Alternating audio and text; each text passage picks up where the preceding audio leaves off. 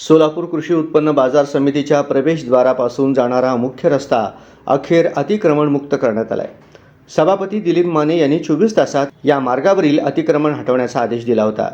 कित्येक वर्षानंतर हा रस्ता मंगळवारी मोकळा श्वास घेताना दिसून आला। सोलापूर कृषी उत्पन्न बाजार समितीच्या प्रवेशद्वारातून मंगळवारी जाताना मुख्य रस्त्यावर किरकोळ भाजी विक्रेते, फळ विक्रेते, हातगाडीवाले यांचा अनेक वर्षापासून ठिय्या दिसून येत होता। त्यामुळे बाजार समितीच्या आवारात सातत्याने वाहतुकीची कोंडी होताना दिसत होती।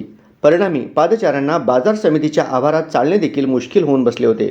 या भाजीपाला विक्रेत्यांमुळे सडलेल्या भाज्या रस्त्यावर पडत असत, त्यामुळे भटक्या जनावरांचा वावरही या परिसरात वाढला होता। बाजार समितीच्या प्रशासनाने या किरकोळ विक्रेत्यांना 2 वेळा तोंडी सूचना देऊन हा रस्ता अतिक्रमणमुक्त करण्याचे आदेश दिले। सभापती दिलीप माने यांनी शुक्रवारी पहाटे अचानकपणे बाजार समितीच्या आवारात फेरफटका मारला असता झालेली वाहतुकीची कोंडी त्यांच्या निदर्शनास आली। त्याच दिवशी त्यांनी हा रस्ता मोकळा करण्याच्या सूचना दिल्या होत्या। बाजार समितीच्या मेन रोडवर बसणाऱ्या किरकोळ भाजी विक्रेत्यांना भुसार अडत दुकानांच्या पाठीमागील पर्यायी जागा देण्यात आली, तर फळे विक्रेत्यांसाठी आवारातील पुतळ्याच्या शेजारील कट्टा साफसफाई करून देण्यात आला। बाजार समितीचा परिसर वर्दळीचा आहे। पहाटेपासून आवारात शेतकरी, व्यापारी, भाजीपाला विक्रेते, हमाल, तोलार यांची गर्दी असते।